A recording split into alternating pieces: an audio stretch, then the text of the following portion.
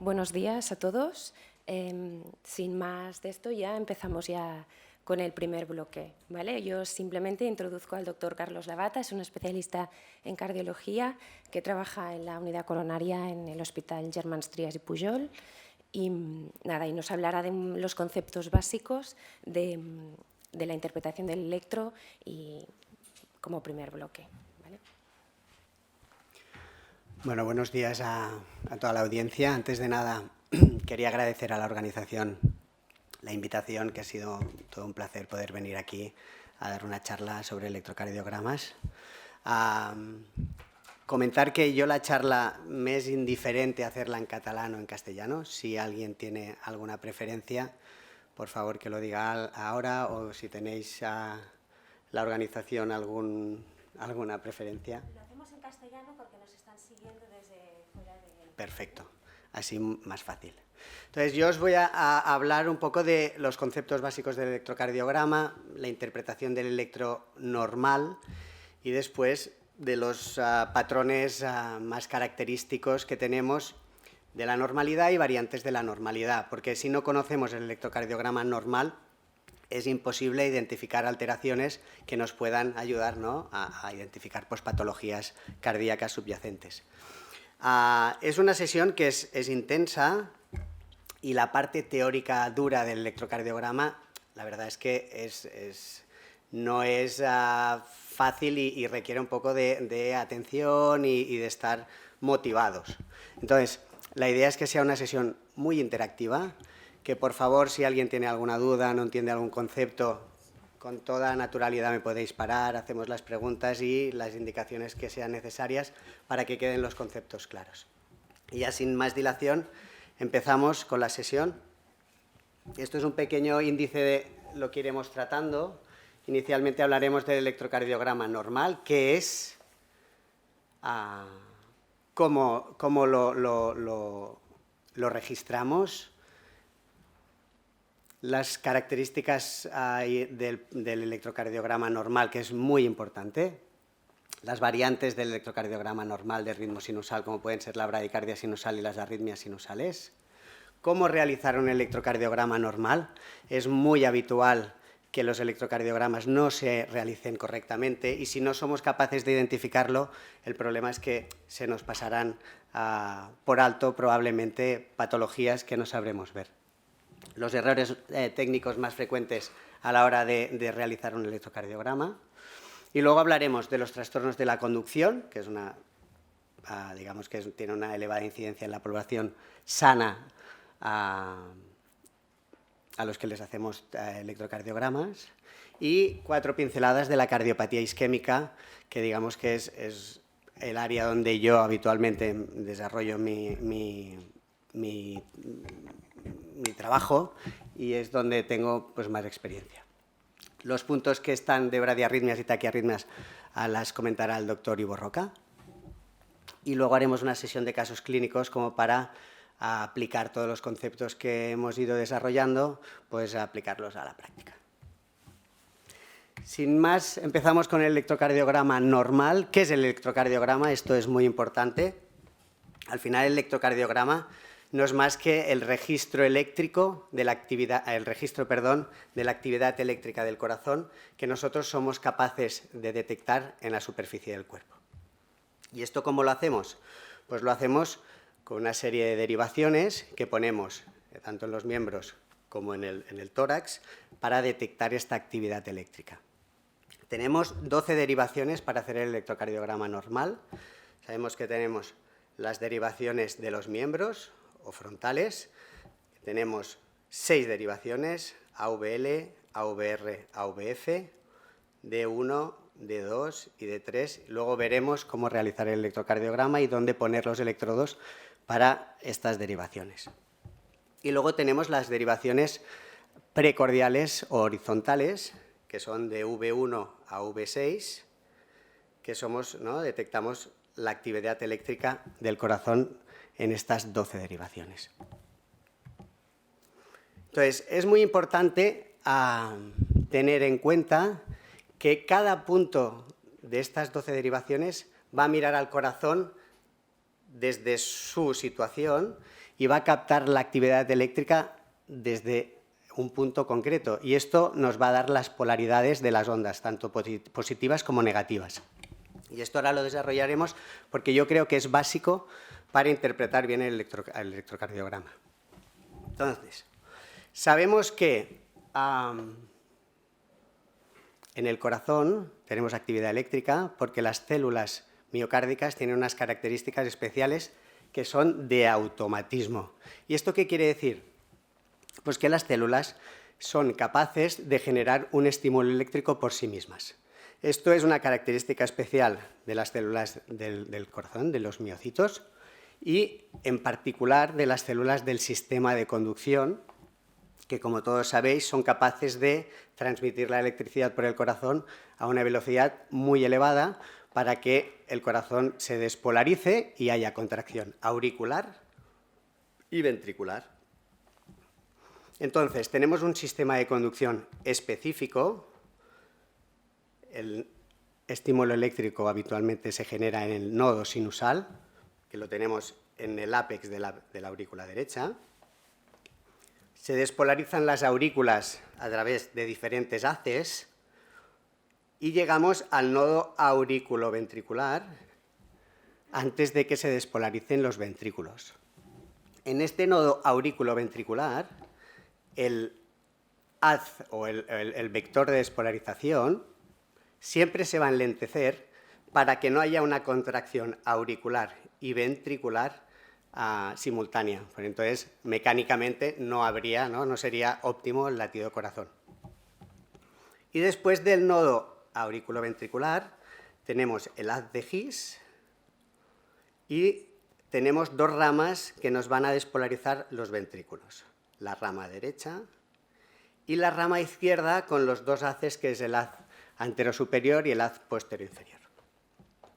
Entonces, nosotros hemos dicho que somos capaces de captar en el electrocardiograma la actividad eléctrica de los diferentes puntos del corazón en el momento que se despolarizan, es decir, que pasa el haz eléctrico por estos puntos anatómicos. Como todos sabéis, la despolarización de las aurículas la detectamos en el electrocardiograma con la onda P.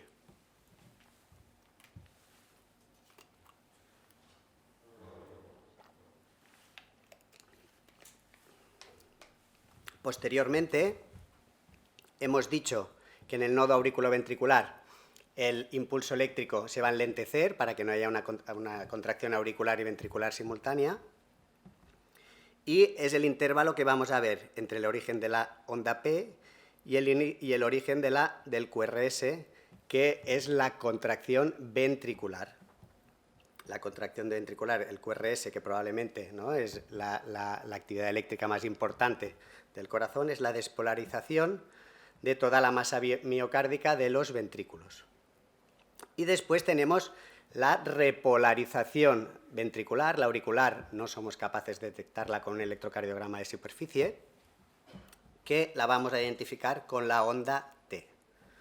Esto imagino que son conceptos básicos que todo el mundo tiene claros, pero yo creo que sí que es importante tener el sistema eléctrico del corazón en mente para luego interpretar mejor las cosas. Muy bien. Entonces, hemos dicho que el electrocardiograma normal tiene una serie de premisas que tiene que cumplir para, digamos, que es normal. Entonces, el electrocardiograma, para poderlo interpretar, es muy importante ser sistemáticos y metódicos. Luego insistiré mucho en esto, porque si no perdemos información, porque nos da mucha información y si no somos sistemáticos la perderemos. Entonces, lo primero que tenemos que mirar en un electrocardiograma normal es que el ritmo se genere en la ubicación anatómica más habitual. Y esto hemos dicho que es en el nodo sinusal. Para interpretar que la onda P se ha generado en el nodo sinusal, tenemos que detectar una onda P positiva en las derivaciones D2, D3 y AVF, que esto es la cara inferior del corazón. La onda P positiva en la cara inferior. ¿Y esto por qué es así? Yo, esta diapositiva, que es bastante, digamos que de entrada ¿no? Tiene como mucha información, creo que es muy importante para entender toda la sesión y después poder aplicar todos los conceptos que vamos a desarrollar. El haz de despolarización del corazón, es decir, todo el vector eléctrico de despolarización del corazón va a seguir el eje del corazón. Y el eje del corazón, ya sabéis que se dirige hacia abajo, hacia la izquierda y hacia atrás. Entonces, tenemos que tener en cuenta que el haz de despolarización tiene esta dirección habitualmente, en un corazón sano, ¿de acuerdo? Entonces, hemos dicho que las diferentes derivaciones que nosotros tenemos, que son 12, ven la actividad eléctrica desde su ubicación espacial. Entonces, para la polaridad de las ondas, es muy importante entender que si el haz de despolarización se dirige hacia la ubicación anatómica del electrodo, la onda será positiva. Y si se aleja, si se dirige hacia este punto, será positiva la onda. Por eso aquí son positivas las ondas, ¿de acuerdo? Y si se aleja, es decir, en esta derivación de aquí, la onda que se va a generar de actividad eléctrica va a ser negativa. Y esto lo tenemos que tener en la cabeza porque si no, no entenderemos nada. Y no hace falta memorizar si es positivo o negativo en un sitio o en el otro. Si lo entendemos, es muy sencillo, ¿no? Aplicarlo. Y es simplemente tener en cuenta esto. Si el haz de despolarización se dirige hacia mí, la onda que genero es positiva. Si se dirige, ¿no?, en dirección contraria, va a ser una onda negativa. Y en las derivaciones precordiales exactamente lo mismo, ¿no? Tenemos 3 vectores que despolarizan el ventrículo. El primer vector se dirige, este verde aquí, que es la despolarización del septo interventricular, se dirige hacia abajo y hacia la derecha, pero la gran masa miocárdica del ventrículo izquierdo la tenemos aquí, con lo cual el vector mayoritario siempre se va a dirigir abajo a la izquierda y atrás. Entonces, de V1 a V6, que son las derivaciones precordiales, podemos ver cómo la onda R, ¿no?, va a ir creciendo a medida que el vector se dirige hacia nuestras derivaciones. ¿Esto lo entendemos? ¿Queda claro? Este concepto es un poco, a veces, decimos farragós en catalán, pero creo que es muy importante porque así podemos interpretar el electrocardiograma bien. Si no, es imposible. O sea, memorizar las ondas y los patrones de las diferentes patologías que veremos después no se pueden memorizar. Hay que entender el por qué suceden las cosas. Entonces, hemos dicho que el ritmo sinusal es que se genera el ritmo eléctrico en el nodo sinusal. Para que esto suceda, la onda P, que es la contracción auricular, tiene que ser positiva en D2, D3 a VF, que son las derivaciones de la cara inferior. D2, D3 y AVF, ¿no? De arriba a abajo, positivo. Y en AVR, que es arriba y a la derecha, pues será negativo. Perfecto. La relación de la onda P con el QRS, la contracción auricular con la contracción ventricular, tienen que tener una relación 1:1.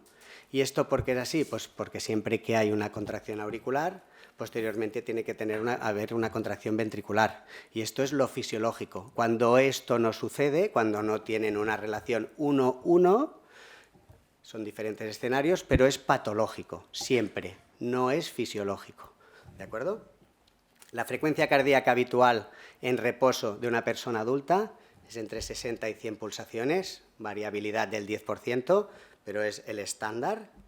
El eje eléctrico del corazón, que después haremos una pincelada rápida cómo calcularlo, entre 0 y 90 grados. Hemos dicho, ¿no?, que la masa miocárdica del ventrículo izquierdo está aquí, el eje de despolarización viene por aquí, entre 0 y 90 grados aproximadamente es el eje eléctrico normal. Cuando hay desviaciones importantes de este eje eléctrico, pues si somos capaces de identificarlo, nos puede hacer sospechar que puede haber algo más y puede hacer que hagamos alguna prueba complementaria más. El electrocardiograma que esté técnicamente bien realizado, luego veremos los errores más habituales a la hora de realizarlos. Y luego los diferentes intervalos, que esto sí que no hay más remedio que memorizarlo. El intervalo PR, que es desde el origen de la onda P hasta el inicio del QRS, por consenso, lo normal es que tenga entre 120 y 210 milisegundos. Estos son entre 3 y 5 cuadritos pequeñitos del electrocardiograma. Luego haremos prácticas al respecto. ¿De acuerdo? El QRS, la contracción, la despolarización y la contracción ventricular. Tiene que ser estrecho, es decir, de menos de 100 milisegundos, entre 2 y 3 cuadritos, no más. Lo normal son 2 cuadritos. Cuando es más ancho, dura más, esto traduce que es más lenta la despolarización de los ventrículos y esto sucede por algo patológico. Y finalmente el intervalo QT. El intervalo QT, lo normal es entre 350 y 450 milisegundos. Esto traduce a la despolarización y la repolarización ventricular y se asocia a muchas patologías, con lo cual es importante saberlo calcular y también después haremos un pequeño comentario al respecto. Entonces, ya hemos visto que el electrocardiograma tiene muchas ondas, tiene muchas derivaciones, no es fácil de interpretar y nos da mucha información. Es igual si somos electrofisiólogos y tenemos un grado de conocimientos muy elevado o si somos, pues en vuestro caso, ¿no?, anestesistas y conocemos pues, conceptos más básicos del electrocardiograma. Siempre se tiene que ser sistemático y metódico, siempre. Y cada uno tiene que tener su, digamos, su sistemática, porque dentro de los conocimientos que tengamos cada uno, si somos sistemáticos, no nos olvidaremos nunca nada importante. Sin embargo, si hacemos una lectura de electrocardiograma a salto de mata, sin ser metódicos, seguro que nos vamos a dejar información. Seguro la gente que no ve electrocardiogramas habitualmente, pero los electrofisiólogos también. Con lo cual, yo creo que es uno de los mensajes que os quiero transmitir es siempre sistemático y metódico, independientemente del grado de profundidad que tengo yo del conocimiento electrocardiográfico. ¿De acuerdo? Siempre mirar el ritmo, si es regular o no es regular, porque tiene implicaciones importantes. La frecuencia cardíaca, el número de latidos que tenemos en un minuto. El eje eléctrico del corazón, que puede traducir patologías cardíacas subyacentes. La onda P, su presencia o ausencia, y la morfología de la misma, y, muy importante, la relación que tenga con los complejos QRS. Ya hemos dicho que siempre tiene que tener una relación 1-1. Los diferentes intervalos y la duración del complejo QRS. Entonces, como es mucha información, es imposible, si no soy sistemático, con mi sistemática, no olvidarme o dejarme información.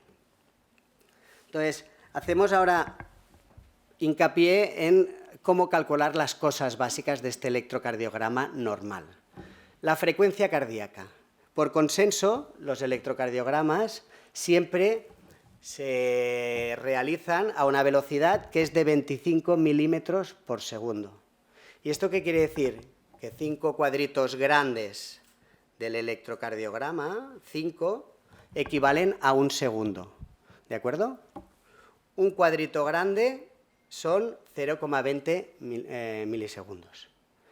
Y un cuadro pequeñito son 0,04 milisegundos. ¿De acuerdo? Entonces, con esta premisa podemos tener diferentes métodos para calcular la frecuencia del electrocardiograma, o podemos tener la regla habitual que llevamos los cardiólogos, que solo la llevamos nosotros habitualmente, ¿no?, que tú pones la regla y con 2 QRS te dice la frecuencia.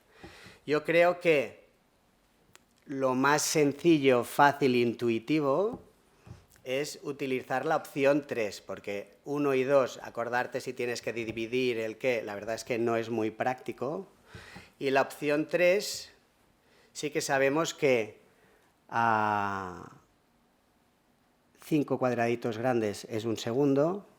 Si un QRS lo tenemos aquí y el siguiente a 5 cuadrados, pues ese equivale a 1 segundo, un latido por segundo, son 60 pulsaciones por minuto, ¿de acuerdo?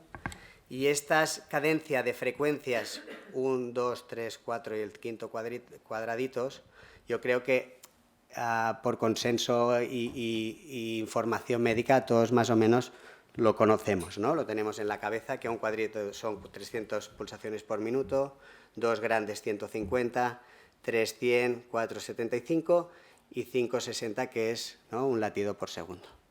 Cada uno puede utilizar la fórmula que le sea más cómoda, pero al final yo sí que recomiendo que habitualmente hagamos siempre la misma, porque así la tenemos más por la mano. La medida del eje eléctrico. Esto es probablemente el caballo de batalla de la gente que no ve electrocardiogramas de forma habitual, porque digamos que es poco intuitivo y la verdad es que es denso.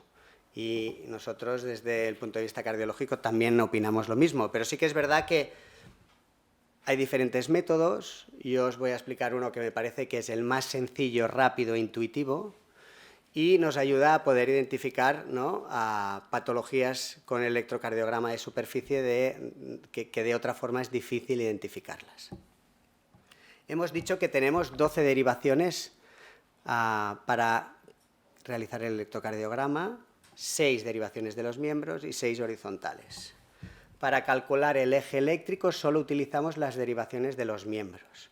Y con la sistemática que yo os voy a presentar, solo utilizaremos D1, D2 y D3. Pero sí que tenemos que tener en mente dónde están ubicadas espacialmente estas derivaciones. D1 está a 0 grados, D2 está a 60 grados y D3 está a 120 grados, ¿de acuerdo? Hemos dicho que el eje normal del corazón, ¿no?, si el frente de despolarización va a ser este, pues estará alrededor de entre 0, 90 a 100 grados, y esto es lo normal.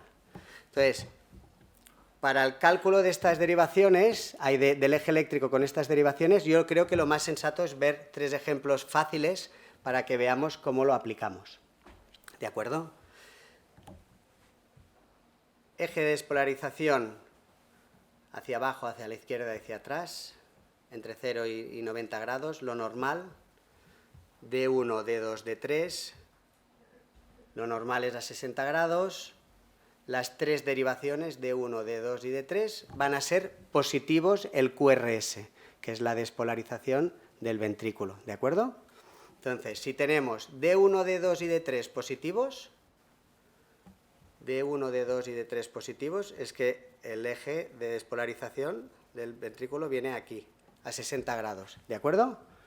Entonces, mirando solo estas derivaciones, tenemos que tener en cuenta que si el QRS, en lugar de ser positivo, es isodifásico, es decir, igual componente positivo que igual de componente negativo, dígase aquí, tenemos que sumar o restar 30 grados en función si es para arriba o para la izquierda o para la derecha. ¿De acuerdo? Ahora con el ejemplo lo veremos más claro. Y si en lugar de ser positiva la onda es completamente negativa, lo que haremos es sumar o restar 60. ¿De acuerdo? O sea, partimos de los 3 complejos QRS positivos 60 grados y sumaremos y restaremos 30 o 60 en función de si el QRS es completamente negativo o si es isodifásico. ¿De acuerdo? El primer ejemplo que hemos dicho, las 3 ondas positivas, eje a 60 grados. El segundo ejemplo que ponemos es positivo. Aquí quiere ser todo positivo. Y aquí, en lugar de ser positivo, es predominantemente negativo. Entonces, los 3 hemos dicho, si son los 3 positivos, 60 grados, pero este es todo negativo. Tenemos que restar 60 grados, ¿de acuerdo? Y 60 grados, ¿a dónde los restamos? ¿Hacia dónde vamos? ¿Hacia la izquierda o hacia la derecha? Como es D3, que es el componente negativo, D3 es negativo, si es negativo aquí, es que el eje no irá para aquí, irá en dirección contraria, ¿de acuerdo? Con lo cual, los 60 grados son hacia la izquierda. y digamos que es un eje a 0 grados. ¿Se entiende esto? No es sencillo, pero ¿se entiende? Sí. Otro ejemplo sencillo. Hemos dicho las 3 derivaciones a positivas 60 grados. En este caso tenemos, AUF sería D2, D2, D3 positivo, D1 negativo, D1 negativo, con lo cual el eje se está yendo hacia la derecha y como es todo negativo, le añadimos 60 grados al eje hacia la derecha y de 60 pasamos a 120 grados, que es el eje que tenemos aquí. ¿De acuerdo? Y el último ejemplo que tenemos pues sería D1 muy positivo y D2 y D3 predominantemente negativos. Es decir, que el eje va hacia aquí, porque si D2 y D3 son negativos, tenemos que sumar o restar 60 grados a los 60 que tenemos inicialmente. Haríamos con esta de 60 pasaríamos a 0 grados y con este negativo menos 60 grados y haríamos un eje izquierdo. ¿Sí? ¿Esto se entiende para luego el cálculo de diferentes cosas? Venga, seguimos. ¿Cómo realizar un electrocardiograma de forma correcta? Parece de perogrullo y esto igual no tendríamos que ni comentarlo, pero es que es muy habitual y es muy frecuente. Al final el electrocardiograma lo hace enfermería, pero nosotros lo tenemos que interpretar. Y si enfermería no ha hecho bien el electrocardiograma, pues la polaridad de las ondas, la verdad es que cambian y tenemos que ser capaces de interpretarlo. ¿Sí? Entonces, las derivaciones de los miembros. Sabemos que van por consenso por colores. Lo del rojo, amarillo, negro, verde, digamos, la regla mnemotécnica habitual para acordarse de esto es rana, ¿no? Rojo, brazo derecho, amarillo, brazo izquierdo, negro, pierna derecha y el verde que no tiene, ¿no?, las siglas en la pierna izquierda. ¿Y las derivaciones precordiales dónde las tenemos que ubicar? Pues son muy importantes dónde ponerlas, porque si no, las características y el patrón electrocardiográfico va a cambiar. Son 6 derivaciones, ya lo sabéis, y se tiene que poner en sitios concretos. V1 tiene que ponerse en el cuarto espacio intercostal a nivel paraesternal derecho. V2, cuarto espacio intercostal paraesternal izquierdo. V3 no tiene una ubicación exacta y se va a ubicar siempre entre V2 y V4. V4 la vamos a ubicar en el quinto espacio intercostal en la línea clavicular media. V5, quinto espacio intercostal, línea axilar anterior. Y V6, quinto espacio intercostal, línea axilar media. Si nos vamos 1 milímetro, hay 1 centímetro arriba y abajo, no va a cambiar el patrón electrocardiográfico, pero si nos vamos 10 centímetros sí, y a veces esto sucede. Con lo cual, importante nosotros conocer cómo se tiene que realizar un electrocardiograma normal. ¿Y cómo realizarlo correctamente? Pues las máquinas de registro de electrocardiograma se pueden programar para hacer o para variar la velocidad del registro y los voltajes del registro. Ya hemos dicho que por consenso internacional, para todo el mundo poder interpretar bien el electrocardiograma se tiene que hacer a una velocidad de 25 milímetros por segundo, y esto quiere decir que 5 cuadrados grandes equivalen a 1 segundo. Y el voltaje, 10 milímetros, 10 cuadritos pequeñitos, equivalen a 1 milivoltio. ¿Y esto es muy importante? Pues sí. Y ahora veremos ejemplos al respecto. Y para empezar, empezamos con un pequeño ejemplo para que os pronunciéis. Sí que me gustaría que os pronunciarais sin ningún... Estamos aquí en familia, sin ningún tipo de problema, y así será más interactivo y más entretenido. Un hombre de 45 años, exfumador hipertenso, lo tenéis en la consulta preanestésica, pues se tiene que operar de una hernia inguinal y le hacéis el preoperatorio y le habéis hecho un electrocardiograma y os traen este electrocardiograma. ¿Lo habéis mirado? ¿Sí? Pues...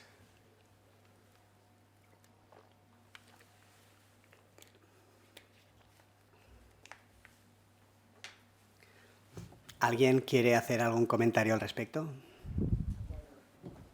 Sin miedo, va, que así es más divertido esto. Opción 1, ¿quién levanta la mano? Opción 2, ¿quién levanta la mano? Opción 3 y opción 4. Opción 4 parece que sí, hay gente que no tiene muy claro el qué. Opción 4, correcto, mal hecho. ¿Y por qué está mal hecho este electrocardiograma? Fijaros la velocidad que hemos dicho.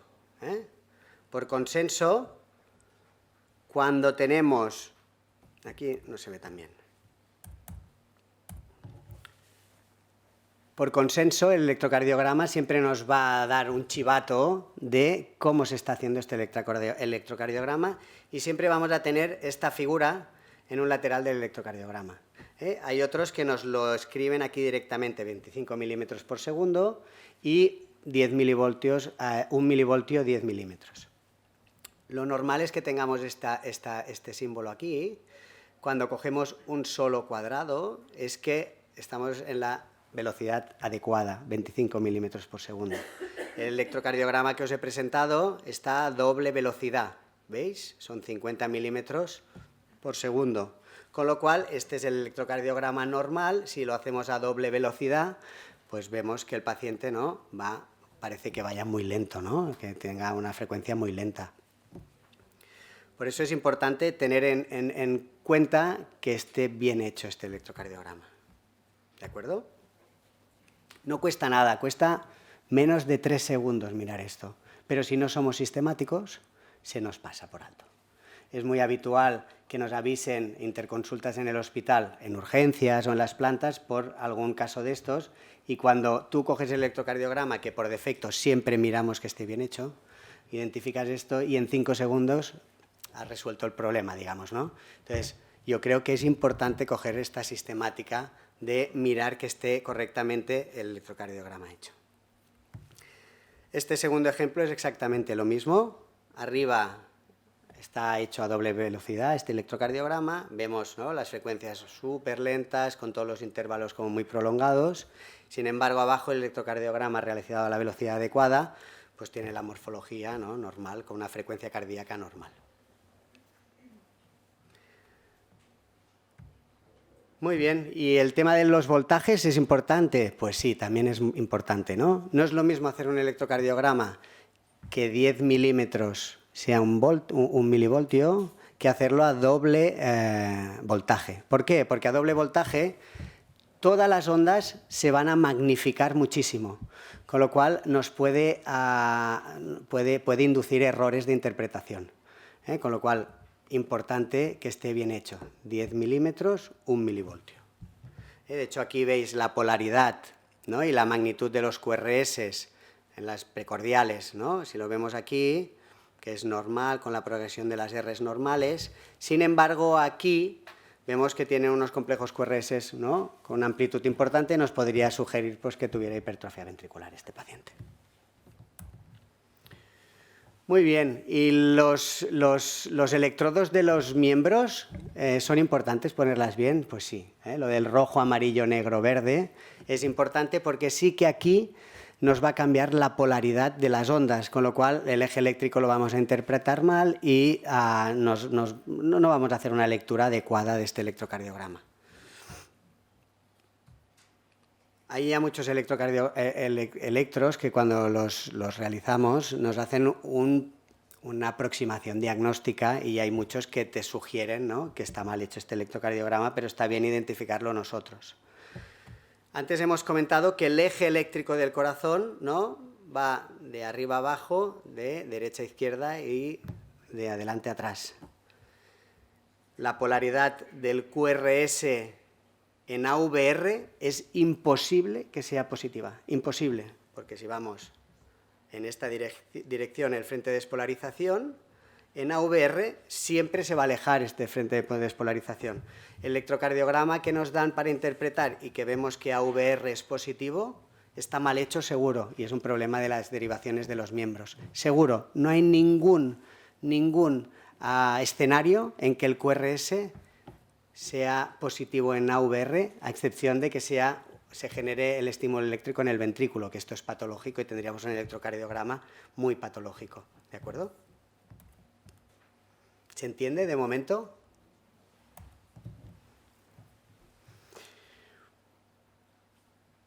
Y la colocación errónea de las derivaciones de los precordiales también generan alteraciones del electrocardiograma que no nos ayudarán a interpretarlo correctamente.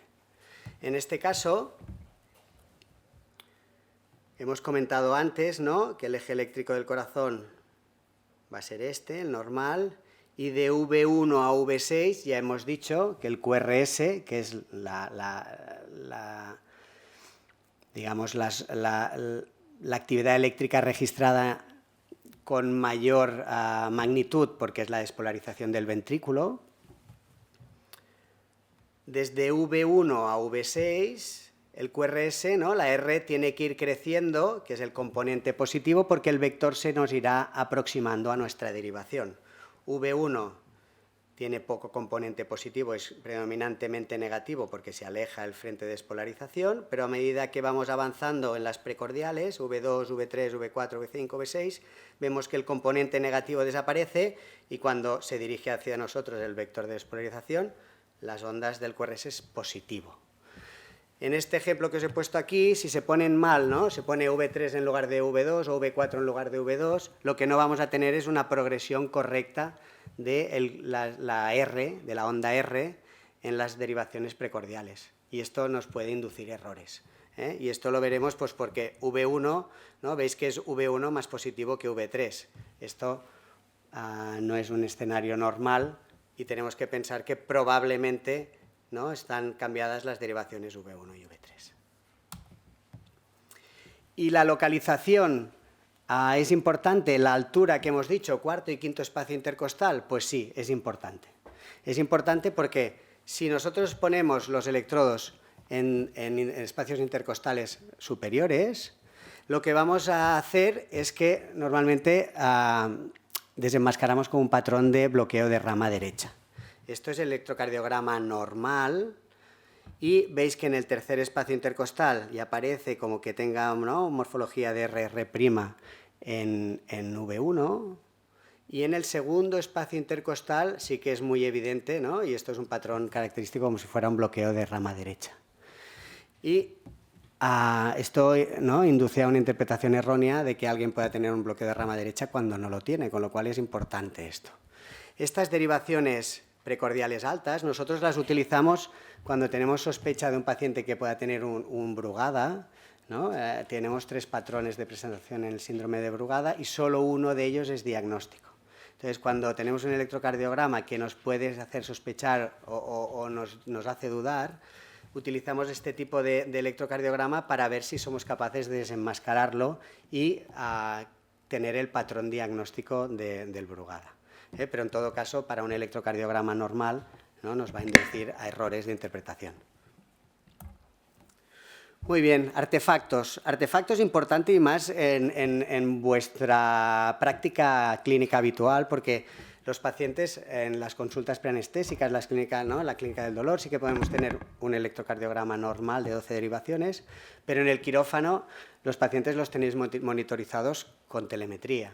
Y con telemetría, pues sí que es verdad que perdemos mucha información porque no tenemos todas las derivaciones, pero también es verdad que es muy habitual que haya interferencias de diferentes tipos, ¿no? Y saberlas interpretar o al menos identificarlas para no asustarnos, pues está bien, ¿eh? Hay diferentes tipos de artefactos que tienen, ¿no?, que los deberíamos conocer porque creo que nos facilitarán, ¿no?, las cosas.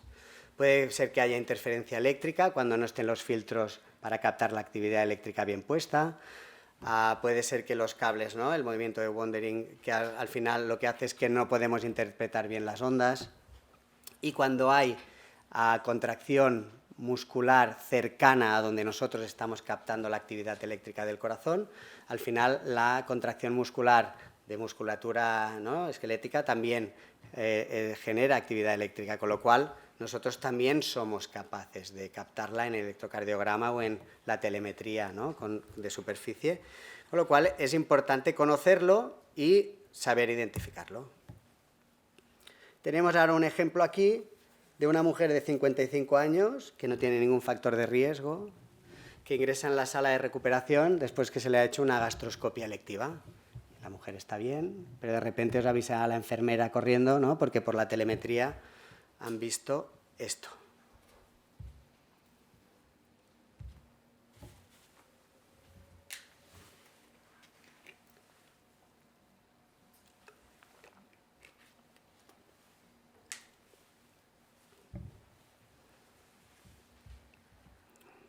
¿Quién diría la opción 1?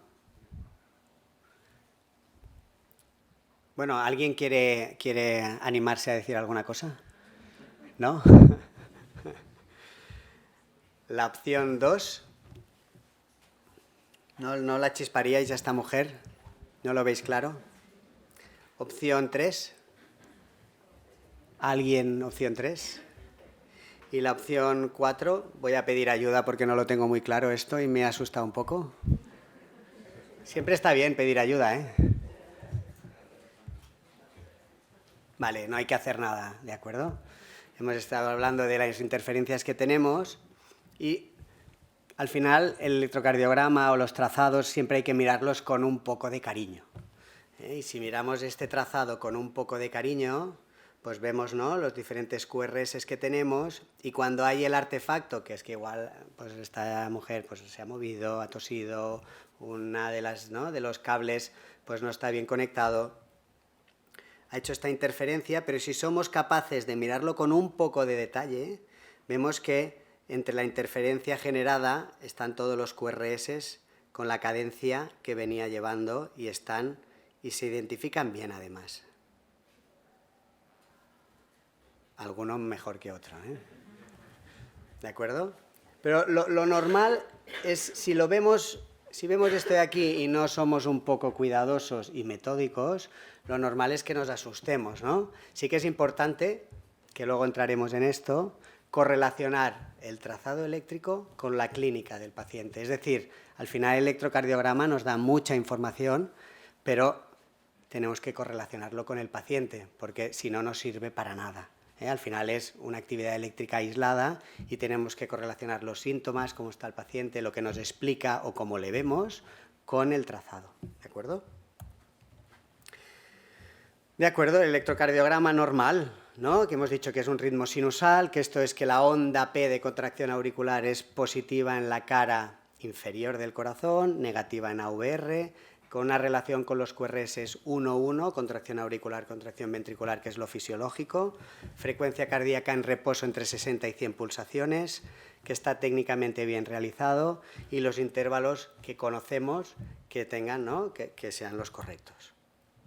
Muy bien. Entonces, tenemos este hombre de 57 años, fumador, hipertenso y dislipémico, y en la revisión anual que le hacéis en la consulta tenemos este trazado. ¿Alguien se anima a describirlo, siendo un poco sistemático con lo que hemos ido comentando? ¿No? Vale. Yo lo intento, pero... Entonces, yo os voy preguntando y me vais diciendo, ¿es un ritmo sinusal esto? Sí, ¿por qué es un ritmo sinusal? Porque la onda P es positiva, ¿no?, en D2, D3 y AVF. Perfecto, y en AVR es negativa, o sea que, ¿no?, de momento hemos acertado.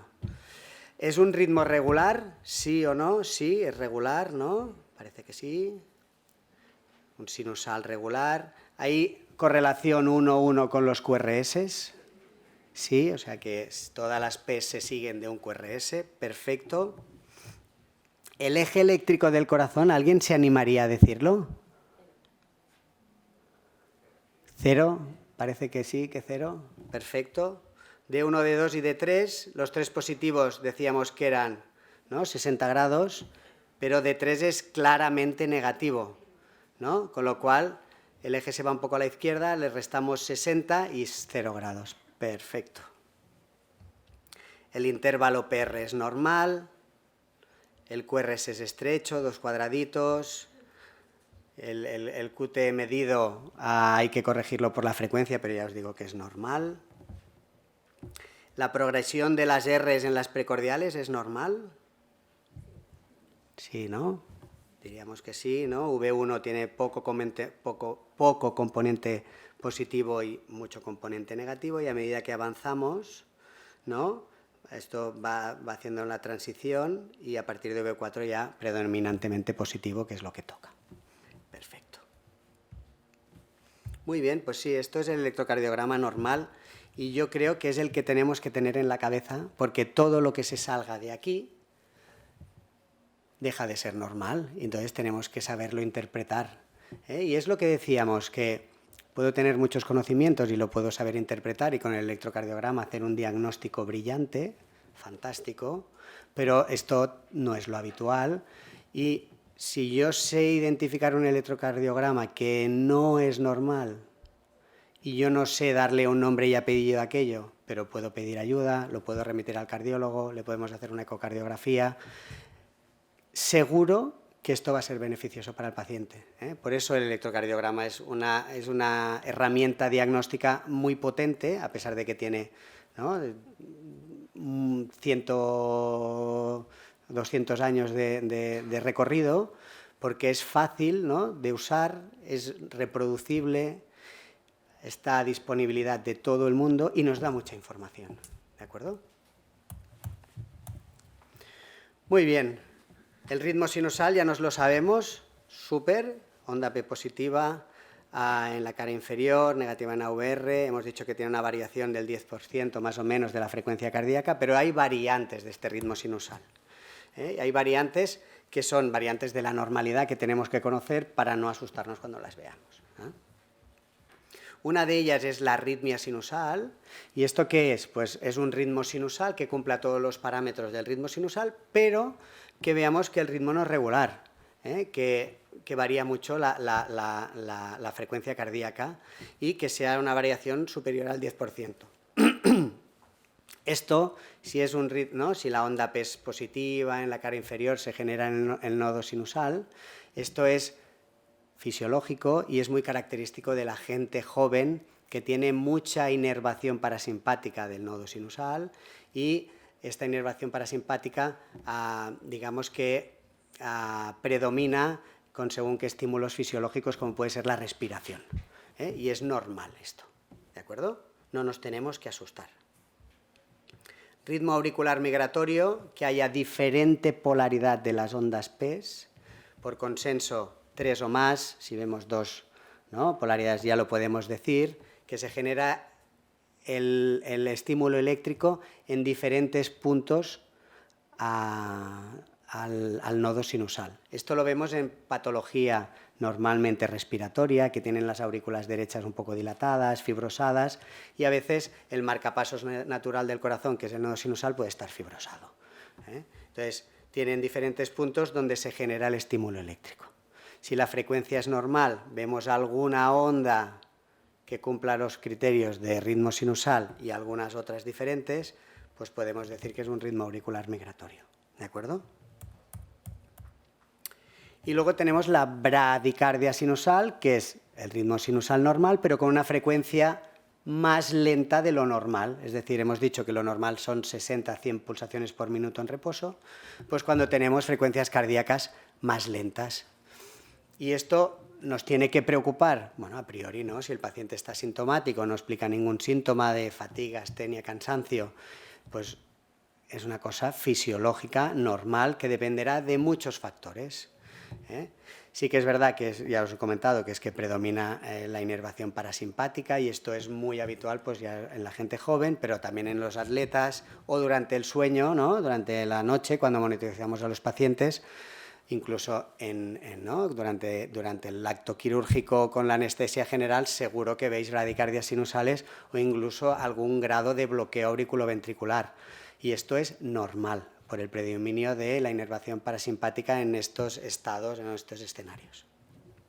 Pero también tenemos que tener en cuenta si hay fármacos cronotropos negativos de por medio, como pueden ser los beta bloqueantes, los calcioantagonistas o algún antiarrítmico. Tener también en mente que la isquemia puede producir bradicardia importante, sobre todo con la isquemia inferior, que no se va a irrigar bien el nodo sinusal y puede disfuncionar. Puede ser también secundario a un reflejo vagal. Esto seguro que en algún momento lo habéis visto cuando hacéis alguna punción, ¿no? Alguna peri y demás, con el dolor la gente hace respuestas vagales, predomina el patrón y el estímulo parasimpático y se hacen bradicardias importantes, incluso ¿no? Puede haber un ritmo nodal bastante lento, o incluso con la inducción anestésica, ¿no? Porque algunos anestésicos como efecto secundario producen, ¿no? Una bradicardización importante. El tratamiento de la bradicardia sinusal, hemos dicho que es una cosa fisiológica. Por defecto no se tiene que tratar. Se tiene que tratar la causa desencadenante si es una cosa aguda, ¿eh? Si es por un infarto inferior, pues hay que tratar el infarto. Pero fuera de según qué escenarios no hay que tratar nada. Simplemente, bueno, conocerlo e identificarlo. Este es un electrocardiograma normal de una bradicardia sinusal, que vemos que la polaridad de las ondas P es pequeñita, probablemente por una aurícula que puede estar fibrosada, ¿no? Cuando no hay una gran polaridad de las ondas es porque la actividad eléctrica en la masa miocárdica que estamos captando no es la adecuada. Y esto lo vemos normalmente cuando hay infiltración de los tejidos o cuando están fibrosados. Pero sí que vemos que las ondas son positivas en la cara inferior, negativa en AVR, y simplemente es que la frecuencia es lenta, ¿no? Vamos a 45 pulsaciones por minuto aproximadamente. Entonces tenemos este ejemplo con un hombre de 45 años, exfumador hipertenso, consulta preanestésica para una hernia inguinal. Os dejo ver el electro aquí. ¿Qué es lo que haríamos? No, alguien dice que no. ¿Qué quiere decir que no? La velocidad. Perfecto, excelente. Muy bien, perfecto. Hay que repetirlo porque está mal hecho. ¿Sí? Está mal hecho, ¿no? Por eso es importante, son 3 segundos verlo esto, pero va a inducir, va a evitar que cometamos errores muy sencillos. De acuerdo, antes de hablar de los trastornos de la conducción y un poco más de ver más trazados, y que yo creo que será más interesante ahora que ya hemos pasado la parte como más densa de la sesión, hacer simplemente un comentario. Vale. Al crecimiento auricular y ventricular. El crecimiento auricular es, ¿no?, que veamos una amplitud de la onda P más importante de lo normal, y según la morfología que tengan, va a traducir enfermedad del corazón derecho o del corazón izquierdo, ¿de acuerdo? Cuando tengamos una onda P muy prominente, más de 2 cuadritos y medio, y que dure más de 3 cuadritos pequeños, esto es una P que le llamamos pulmonale, porque es un crecimiento de la aurícula derecha, y esto lo vemos normalmente en patología de la válvula tricúspide, ¿de acuerdo? Y por eso en D1 va a ser positivo, y es el ejemplo de aquí, ¿de acuerdo? Cuando tenemos patología de la aurícula izquierda, que es por estenosis o insuficiencia mitral, la aurícula se va a hipertrofiar y veremos un patrón en D1 muy característico, que es como una onda M, que es este electrocardiograma de aquí, y es porque primero se despolariza la aurícula derecha y después por el haz de Bachmann pasa a la aurícula izquierda y vemos esta despolarización de la aurícula izquierda. ¿De acuerdo? Esto que lo conozcáis, pero es bastante difícil a veces de ver y es muy específico nuestro, esto por decirlo así. Y luego los criterios de crecimiento ventricular, cuando tenemos hipertrofia del ventrículo izquierdo, sí que tenemos, ¿no?, diferentes criterios, que son todos ellos poco sensibles, entre el 30 y 40% de sensibilidad, y sí que son muy específicos, pero sí que, más que conocerlos, cuando veamos, ¿no?, una amplitud de los complejos QRSA, ¿no?, importantes, nos tiene que hacer sospechar que este ventrículo esté hipertrofiado, ¿de acuerdo? Entonces, el patrón característico es ver, ¿no?, ondas S muy prominentes en las precordiales derechas y Rs, ¿no?, con una gran amplitud en precordiales izquierdas. Y otro patrón muy característico de los electrocardiogramas con hipertrofia ventricular izquierda es el signo de sobrecarga sistólica, ¿no? Es un ventrículo hipertrófico y la repolarización que está, ¿no?, normalmente es homogénea en un ventrículo normal, es más heterogénea. Vemos este patrón característico de un ST descendente con una onda T negativa, pero asimétrica, muy importante, asimétrica en la cara lateral, V5, V6, D1 y AVL, ¿de acuerdo? Pasamos a los trastornos de la conducción, los trastornos más habituales. Cuando el sistema de conducción falla y no trabaja bien, pues podemos ser capaces de identificarlo en el electrocardiograma de superficie, ¿de acuerdo? Tenemos nodo sinusal, nodo auriculoventricular, haz de His, rama derecha y rama izquierda, que tenemos la rama superoanterior y la posterior, ¿de acuerdo? Cuando alguno de estos haces disfunciona, pues tendremos patrones característicos en el electrocardiograma. El hemibloqueo anterior es, digamos, la alteración electrocardiográfica más habitual en la población sana, no traduce patología cardíaca subyacente y sí que es verdad que hay muchos criterios para identificarlo, pero con la polaridad de las ondas y teniendo claro el eje eléctrico, pues tenemos que pensar que si disfunciona el eje eléctrico de aquí, tendremos un eje eléctrico que se despolarizará todo el ventrículo y finalmente célula a célula, no por el sistema de conducción, todo el ventrículo izquierdo, la parte superior. Por eso el eje eléctrico se va a dirigir hacia arriba y hacia la izquierda, ¿de acuerdo? Entonces tendremos un eje eléctrico izquierdo, positivo en D1, negativo D2, D3 AVF, y en las derivaciones precordiales es muy habitual tener un RS en V5, V6, por este mismo motivo, ¿de acuerdo? Con un eje eléctrico izquierdo y componente negativo en V5, V6, tenéis que tener presente que el eje es izquierdo y que es un hemibloqueo anterior. El hemibloqueo posterior es lo mismo, pero en lugar de fallar este haz de aquí, lo que pasa es que no conduce la corriente eléctrica el haz posterior. Con lo cual, ¿qué va a pasar? Pues que el ventrículo derecho se va a despolarizar normalmente, el izquierdo se va a despolarizar la parte superior por el fascículo superior, anterosuperior, pero todo el resto de miocardio izquierdo se va a despolarizar célula a célula, no por el tejido de conducción. Por eso este eje va a estar desviado hacia la derecha, ¿de acuerdo? Entonces, en un eje muy derecho, no hace falta que aprendamos el resto de criterios, nos tiene que hacer sospechar que tengamos un hemibloqueo posterior, que es obligado siempre a hacer una ecografía cardíaca porque sí que se asocia a patología subyacente.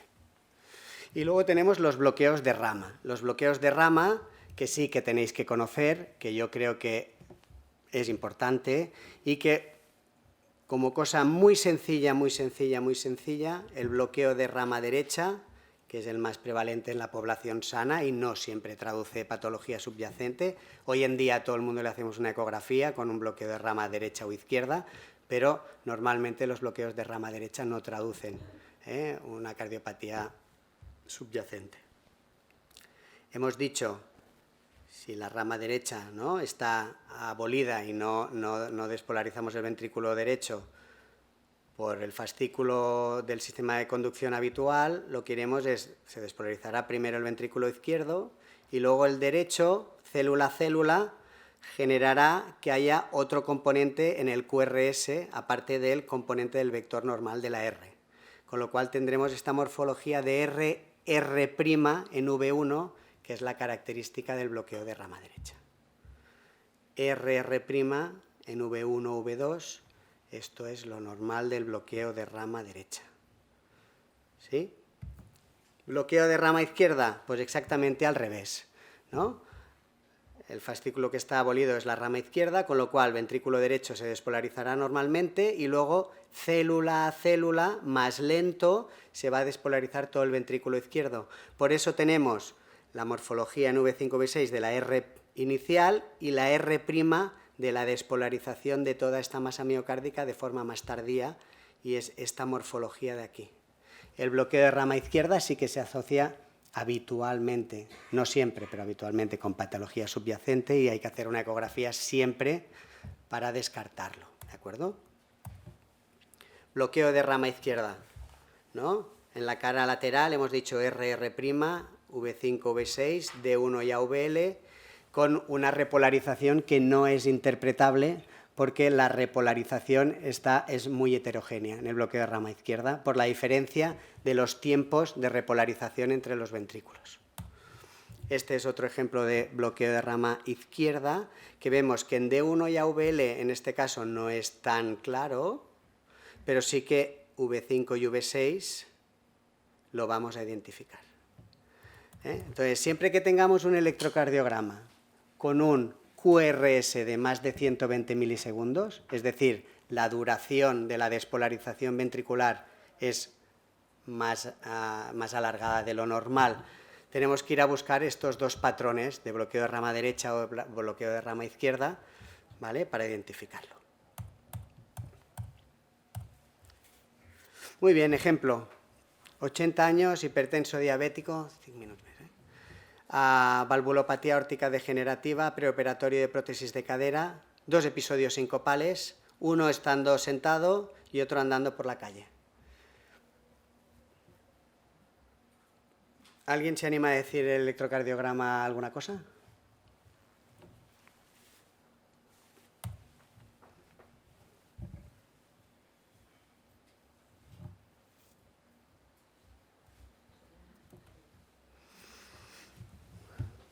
Ayuda un poco.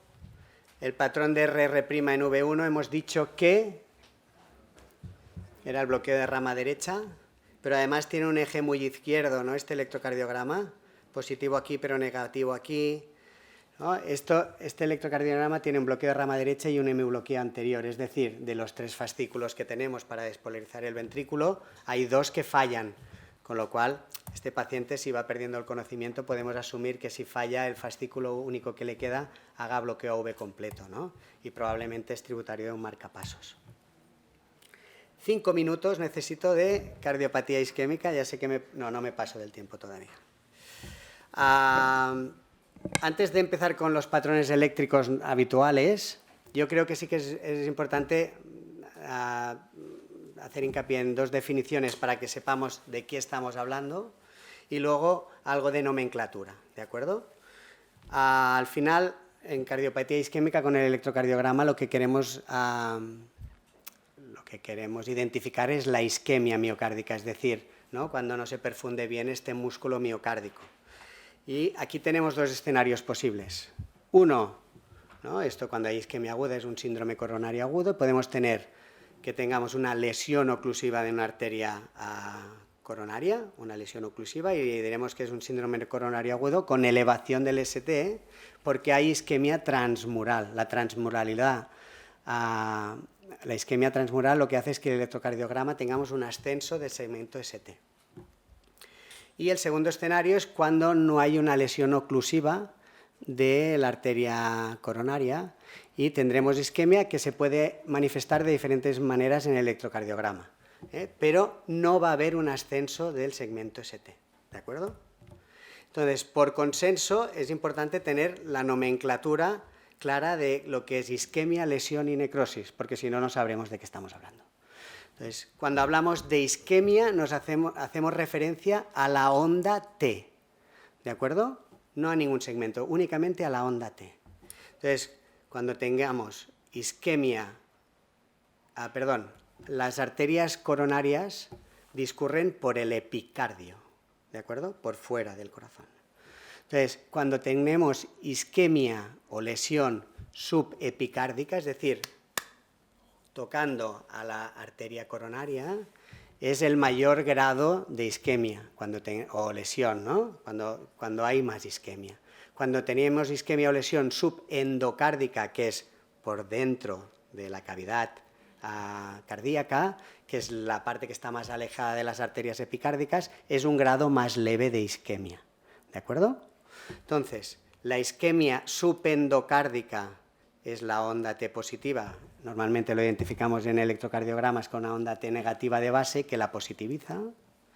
Y la isquemia subepicárdica le llamamos a la aparición de ondas T negativas, ¿de acuerdo? Luego, cuando hablamos del segmento ST, cambios en este segmento le llamaremos lesión. La lesión subendocárdica será el descenso del ST, que esto es lo habitual que podremos ver en los infartos sin elevación del ST. Y cuando tengamos lesión subepicárdica, es decir, isquemia transmural de toda la pared del miocardio, veremos un ascenso del ST, que esto es lo que tenemos que interpretar siempre bien porque tenemos que correr aquí.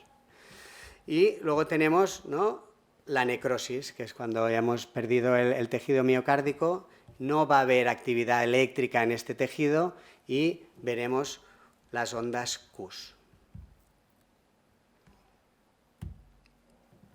Entonces, para hacer el diagnóstico de un infarto tenemos que tener cambios eléctricos, pero las arterias del corazón discurren, o cada una, digamos que irriga una parte concreta del corazón. Con lo cual, tiene que ser congruente los cambios eléctricos que veamos con el territorio que irriga cada arteria coronaria, porque si no, digamos que no es congruente y probablemente pueda inducirnos a errores, ¿de acuerdo?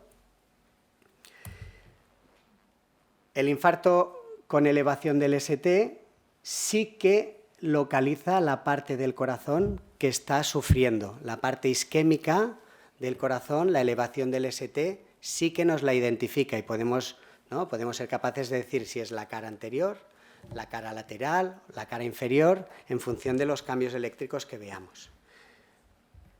Sin embargo, el descenso del ST no nos localiza la isquemia en el miocardio, ¿vale?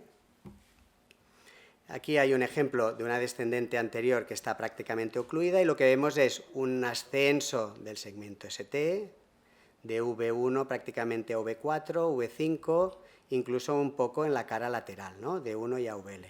Y esto es un infarto anterolateral, ¿no?, elevación del segmento ST, lo vemos claro. Aquí vemos una coronaria derecha tapada y lo que vemos es un infarto inferolateral con afectación posterior que no entraremos al detalle.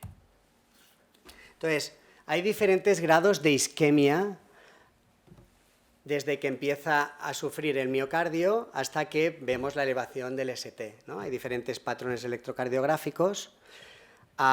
Yo creo que es todo un continuo y que tenemos que intentar conocer para intentar anticiparnos lo antes posible.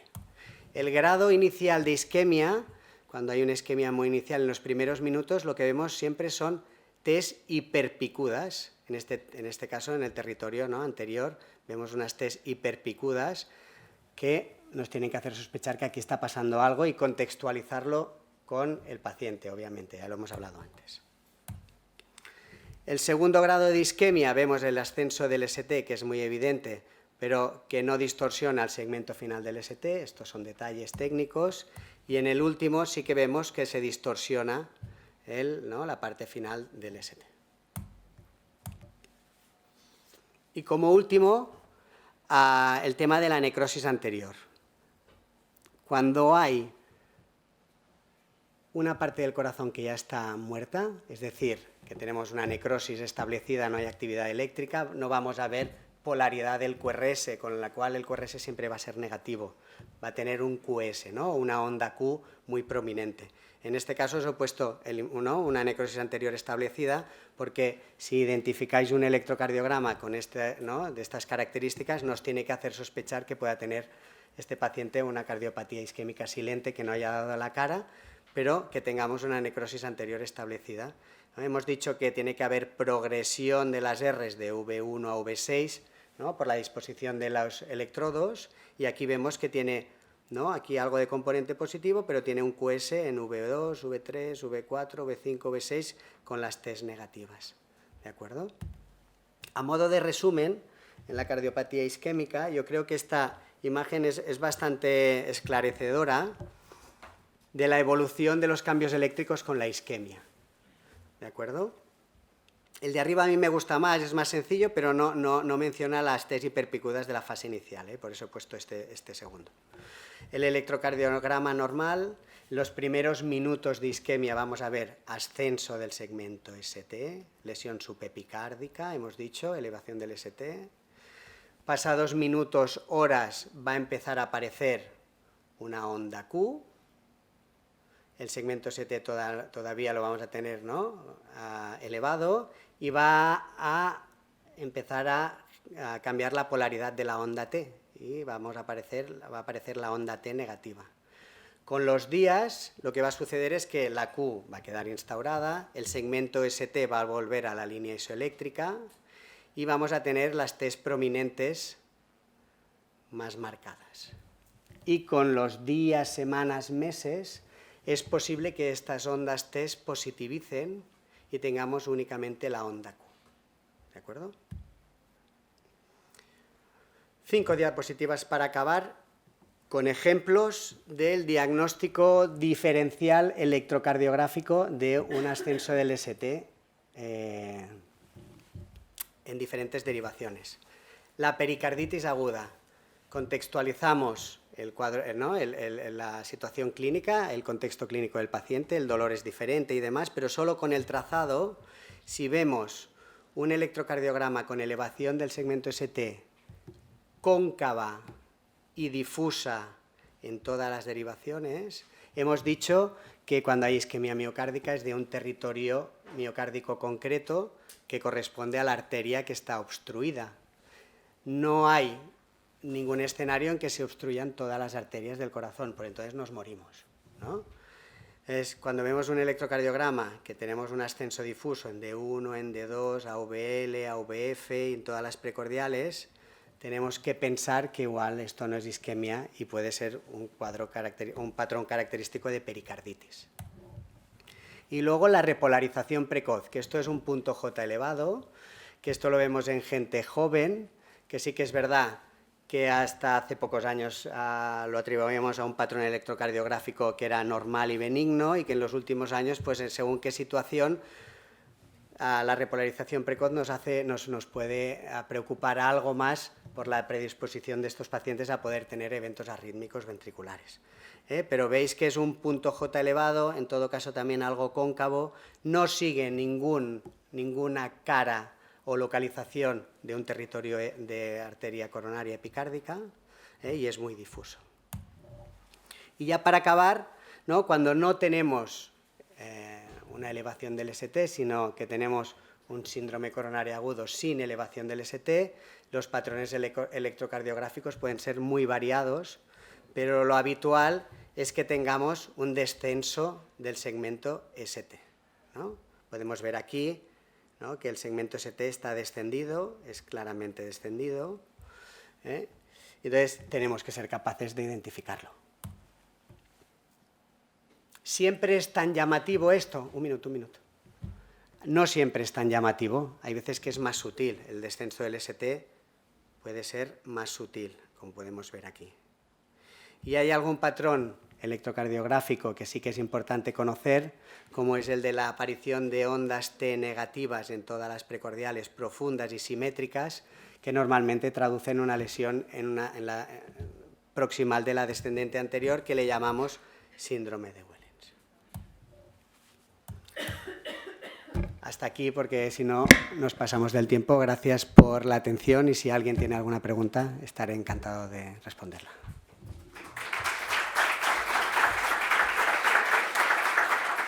¿Alguien de la sala tiene alguna pregunta? Una cosa, si realment en un infragut amb elevació de l'ST, si no fas la primària, igualment es fan tests negatives, perquè jo tenia entès que les tests negatives eren signe de reperfusió també, o sigui, igualment es fan tests negatives encara que no es fan directament la necrosi i això. Claro, depende de los tiempos, ¿no? Si tú identificas esto a los 10 minutos de aparición del dolor y le abres la arteria muy rápido, probablemente no habrá, ¿no? Podemos tener suerte y que no haya una necrosis muy importante. Algo de sufrimiento y algo de necrosis va a haber, pero igual no lo traducimos tanto en el electrocardiograma. Lo normal es que uno se infarte fuera del hospital, con lo cual siempre tardamos una hora, ¿no? Aproximadamente en abrir la arteria, y durante esta hora, aunque la abramos rápido, siempre va a haber cierto grado de necrosis. Y el patrón electrocardiográfico evolutivo, lo normal es que sea el que os he presentado. Vale. Yo tengo una pregunta. Hay una persona que está conectada en streaming que pregunta cómo sería la colocación de los electrodos en caso de una dextrocardia. En caso de una dextrocardia, se tienen que colocar exactamente igual, pero hacia el lado derecho, es decir, las precordiales, cuarto y quinto espacio intercostal, pero hacia el lado derecho en lugar de hacia el lado izquierdo, y la derivación de los miembros completamente simétricos, pero al revés.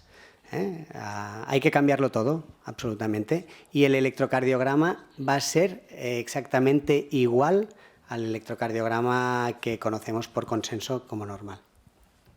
Y yo solamente una pregunta muy rápida también. En el caso nuestro de anestesia, cuando estamos en quirófano, muchas veces no tenemos 12 derivaciones. Entonces nos limitamos a la colocación de los latiguillos y a ver si pasa, pues poderlo coger. ¿Hay alguna manera que pudiésemos interpretar o algún cambio en el electro que durante la acticonestesio nosotros podemos darnos cuenta?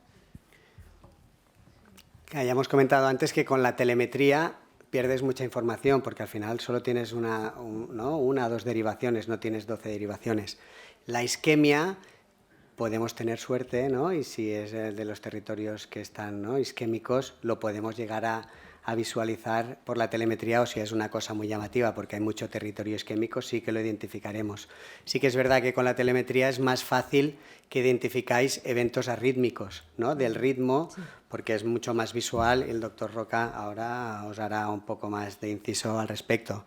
Pero a la isquemia con la telemetría la verdad es que perdemos mucha información.